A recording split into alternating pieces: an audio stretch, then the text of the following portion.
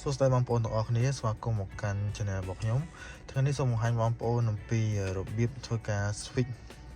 Bluetooth នៅក្នុងរថយន្ត Toyota Prius ឆ្នាំ2010ដែលជា option ដែលមាន Bluetooth នៅក្នុងនេះហើយវីដេអូមុនគឺខ្ញុំបានលើកអំពីរបៀប connect Bluetooth រួចហើយអញ្ចឹងនៅពេលដែលយើង connect ហើយយើងធ្វើការ connect ពីទូរស័ព្ទឧទាហរណ៍ថាពីទូរស័ព្ទហើយបន្ទាប់មកយើងធ្វើការ switch ទៅកាន់ទូរស័ព្ទមួយទៀតព្រោះនេះបើសិនជាខ្ញុំភ្ជាប់ Bluetooth នៅពេលនេះបងប្អូនឃើញហើយខ្ញុំភ្ជាប់ Bluetooth ទៅលើទូរស័ព្ទដៃមួយទៀតដែលនៅក្នុងទូរស័ព្ទនេះអញ្ចឹងវាអត់អាច fail ឃើញទេឃើញវា fail អញ្ចឹងយើងធ្វើការ switch ទៅរក Bluetooth ដែលនៅជាមួយយើង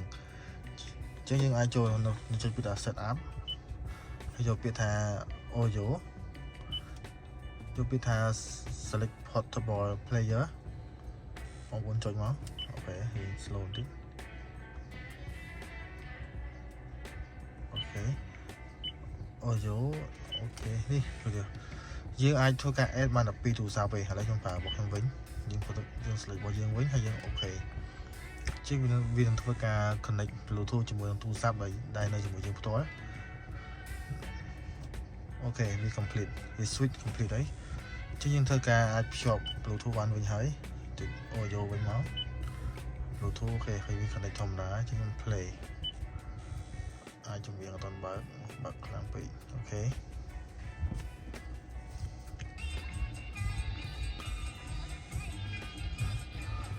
ខ្ញុំធ្វើការបដូរ